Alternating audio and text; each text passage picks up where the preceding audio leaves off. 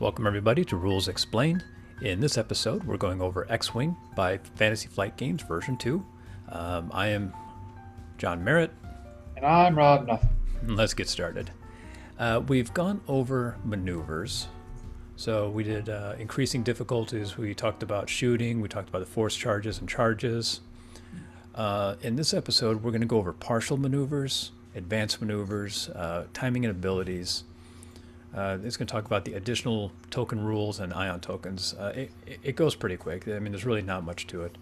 But a partial maneuver is when you move and you cannot complete your move because you're overlapping a ship.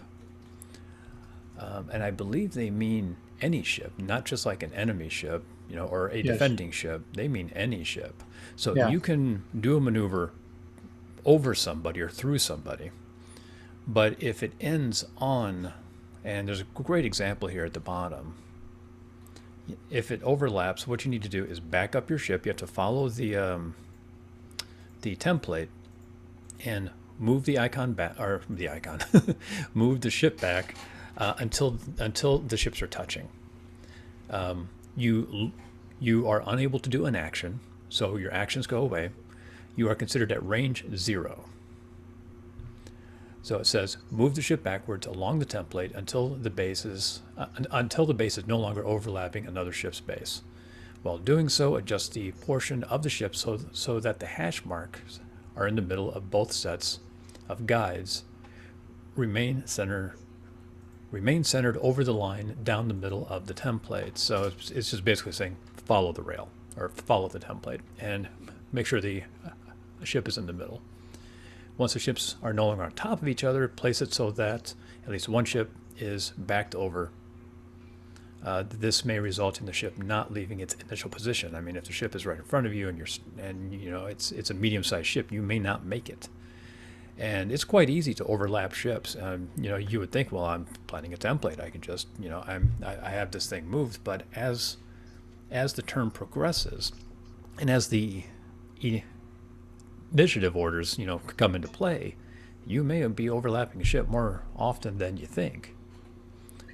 And it's a rule that has some difficulty for those of you who are wargaming purists, who are kind of curious as to what is the simulated situation here. And I don't think it has anything to do with the simulation. Some people go ahead and try to argue that this is about being too close to an enemy ship and now you're concentrating on avoiding a collision and so on and so forth.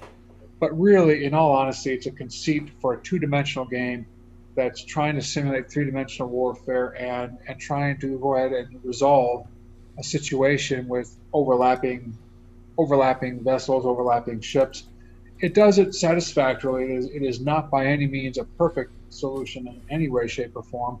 But there had to be some sort of rule for the situation to avoid arguments, as well as to avoid the possibility of just literally stacking miniatures on top of one another on the playing surface. So, for example, I have Luke here, and here's our X-Wing, and it's Luke's turn to move. You can see the hash marks on the ship. It's those two bumps. He puts down his template. In this instance, he would actually make the turn because he would go to the end of the template. However, make this guy out of the way. We can see here that as Luke makes his maneuver, he's going to bump into the TIE fighter. So he gets picked up, turned over. We're going to move him kind of over. And he gets put down here. He loses his action.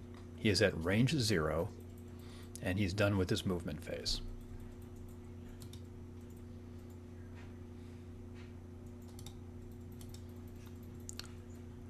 So that's an example of it. Now, if his template was through the X-Wing, he would then complete his maneuver. Now, there are advanced maneuvers. These are movements that you move and then you do something special. The most popular one, or at least the one that's in the core rules, is the Koiogran Turn, otherwise known as the Koiogran Turn, and that's from here on out. Or for those of you familiar with actual area combat, the Immelman turn. So for this maneuver, you either move, I think it's either 2 or 3. You make the maneuver and then you turn 180 degrees. And in almost every instance, this is a red maneuver, which means you then gain a stress token. You lose your action, and you can't perform an action until you perform a blue action, which would then take you down to, which would then cause the stress token to go away. One of the things I really liked and I highlighted, and this was not in the original rule. If the ship cannot fully execute this maneuver, it does not rotate 180 degrees. This never dawned on me. But apparently they felt the need to put this in here because there had to have been some argument about it. I thought about it and I was like, you know what, they're absolutely right. If it didn't make its full move, would it still turn 180 degrees? Well, here it is now clearly defined. No, it does not. Then in the rulebook, we have an example of overlapping multiple ships. So kind of what I showed you. If the template, if they end their maneuver on top of a ship, you basically scroll backwards and then you drop it next to the closest ship in which it first gets overlapped. That's it.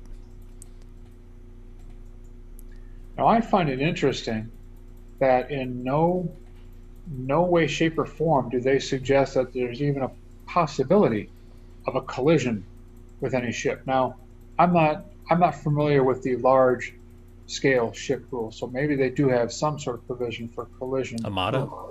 Yeah, no, I'm talking about, for example, if I wanted to bring in a blockade runner, which is possible Sure. in the X-Wing game. I don't know if there is a provision for running into the blockade runner because it is such a large vessel. But as we'll discuss in our next episode, you can run into asteroids and take damage, which seems a bit counterintuitive, but perhaps I'm getting ahead of myself. So that brings us into the Tallon Roll, which is another maneuver one other ships can do. I believe it's looks like the X-Wing. So there's a left and right Tallon move in which you do a right turn and then you kind of skid and face the other direction. So the Tallon Roll, the left Tallon Roll and right Tallon Roll, bearing advance a ship with a tight curve to one side, rotating 90 degrees at the end of the template. If the ship cannot fully execute the maneuver, it does not rotate 90 degrees, so it must complete the maneuver before it can rotate. Timing and abilities. So the advanced maneuvers that are here are only listed in the core game. There are many, many other maneuvers that ships can do. I think like we said earlier on, when you buy a ship in this game, you get all the rules for that ship. You get all the rules, all the tokens, all the stats, everything you need is in that one cute little box. I love it. And again, specifics always overrule generals. The rules are the general ideas, the general guidelines. But if you have a ship that says it can do this, it can do this, even if it does seem to violate one of the core rules in the basic set. Yep. Timing and abilities. If two or more abilities are resolved at the same time, generally the person who has the first player token goes first. So that first player token is really important, and it's a great way to resolve disputes as to say, well, when does it actually happen? Well, whoever has the first player token goes first. Additional token rules. I think this is funny. They actually had to define this. When you gain a token, you take it out of the supply and you put it, into the play area. When you spend a token, it gets removed from the play area and put back into the pile. When you transfer a token, it goes from one ship to another. Very simple. Now, color and shape do play an important role here. A green token is circular and generally has a positive effect. An orange token is circular and has a negative effect. And if we remember, circular tokens during the end phase all get removed. Now, if you have a blue token, these tokens are square and generally have a positive effect. And then you have a red token, which is square and has a negative effect. These stay on the ship until some specific action is taken in order to remove them. So like a stress token is a square token. So that stays on there until you perform a blue maneuver, and then in that case, the token gets removed from play.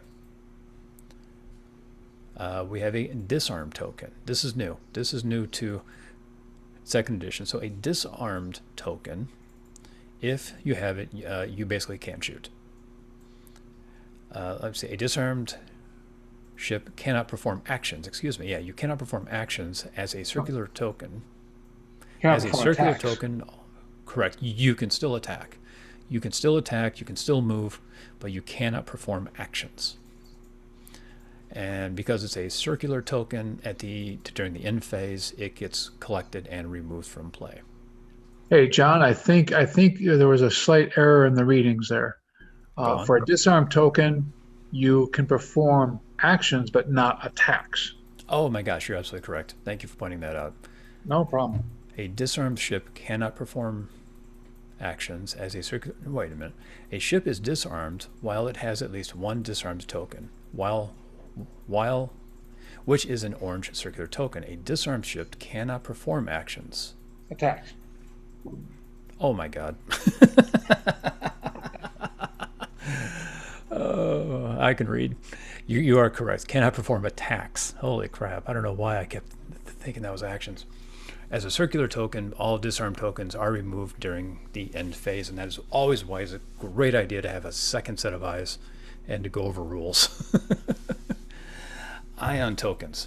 This and then also just as a matter of, again, I'd like to point out the narrative effects and some of the ideas behind the rules. This is supposed to simulate a variety of different circumstances, such as running out of ammunition, or perhaps needing to recharge your battery packs, or perhaps any sort of circumstance that represents temporary damage to the weapon's energizers. So it's a pretty neat rule. I like it. I do too. And then last but not least, we have an ion token. We've all seen the big blue circle that goes out and hits the ship, and they hit us with an ion, and they lose all power. This is also new to second edition. So there are some weapons in the game that do ion damage. When they do ion damage, they then gain an ion token. So so there's three parts to this, or when it actually goes into effect. If a small ship gains one ion token, then these rules get applied. If a medium-sized ship gets 2 ion tokens, then these rules get applied. If a large ship gets 3 ion tokens, these then get applied. Which then brought me to the question of, how do you know if it's a small, medium, or large ship? I would think all ships in the core rules are small ships. Ships like the Millennium Falcon are considered medium ships. Slave 1 is a medium ship. A large ship would be, the Star Destroyer, the corvettes, the brigade breakers, those would be considered large ships, which they do have in this game. So, if you have a small ship and if you get hit with an ion token and it does damage, the ship skips its reveal dial step. So, you're not going anywhere. You do a forward 1 blue maneuver. Yep, blue 1 maneuver. During the perform action step, the ship can perform only the focus action. So you move forward 1, and if you want to, you can perform the focus action. After the ship finishes this activation, it removes all of the ion tokens. All of the ion tokens, not just one, all of them. Interesting way to disable a ship. Yeah, and that's a very interesting effect as well. So you're basically, like we've seen in the movies, you're drifting. That's all you can do is just drift. That's it. And you can focus. Which, by the way, again, when we start talking about the asteroids and other obstacles, what an interesting strategy. If you see somebody who is facing towards the asteroid, hit him with an ion cannon, just watch him drift into the asteroid field. That would be kind of funny. I mean, the interesting thing about the ion token is it says it doesn't move. It doesn't say it can't fire. I mean, it can still fire and it can still dodge. Well, that was the issue that I was thinking about, but isn't an action also indicating an attack action? Well, an action is a way of modifying the dice, whether you're focusing for the attack or for the dodge, or, well, in this case, you can only perform a focus action, which says I can change an eyeball result to a hit or an eyeball result to an evade. That's it. Because that would violate the narrative and, of course, everything we know about, ionization. Mm-hmm. Because, of course, the most famous example is, Star Wars Episode 5 with the Empire Strikes Back, and they fired the ion cannon and completely disabled that Star Destroyer. I mean, it was drifting and it couldn't fire on the Rebel transports as it was flying right by it. Mm-hmm. So I would be very concerned about that, and I don't know if that was a mistake in the rules or if there is an errata that would correct that, but it doesn't seem like that would fit the game universe very well. That would actually be a fun episode we do, where after we're done with X-wing, on the rules, we go find the FAQ, Right. and then we go back and correct the rules. Yeah, welcome to Rules Correction. Yeah, our a sister show. Yes. But I mean, would that make this rule overpowered? I mean, you get hit with an ion token, you're taken out of commission for a full turn. There's Well, no attacking, no dodging. I mean, is that just overkill? there is an interesting side note about storytelling and science fiction and movies and plot. Mm-hmm. In The Empire Strikes Back, they fired the ion cannon to disable the Imperial Star Destroyer, and that was simply a narrative conceit in order for the story to progress and to give the rebels a chance. Because otherwise, how are they going to escape an Imperial blockade with all the Star Destroyers around? So they created this weapon, the ion cannon, so they could go ahead and say, "Yay, we got one through." Mm-hmm. So now, how do you go ahead and simulate that in a game, right? Because, like you said, that would make ion weapons extremely powerful. Now, from my perspective, in the movies, you only really saw the ion cannon in that one episode. Now, this is where the very few people who are listening to this podcast are going to start arguing with me. But I'm trying to recall: was the ion cannon used at any other point? I know the Jawas have ion blasters, to take out and subdue droids, but it's just a very interesting game problem for a game balance issue. Is that ion cannons would seem to be able to do that with impunity and imbalance the whole situation. Yeah, I can't think of really any other time where I saw ship-to-ship combat. Outside that one example you gave that said, hit them with the ion blaster, Now, except people have for had, people to people. yeah, and they've had controls ionized. I remember, combats, where the starfighters are flying around and some of these controls would get ionized, which is an ancillary effect, to damage. Sometimes controls just get ionized when they get damaged. Mm-hmm. Yeah, so I think this was their compromise to kind of keep this balanced out. Yes, you've lost the ability to maneuver, but not so much to the point where you can't defend yourself. So this is something I think I would have to see played out Yes. a couple times to kind of see how the dice roll, how the game balances. But like I said, overall, the every time I played this game, it's very, very well balanced. It's usually always come down to one or two ships at the end. It's a really, really fun game. All right, guys, that's going to be it for this show. Next week, we're going to start obstacles and squad building, and we should start to be wrapping this up very soon.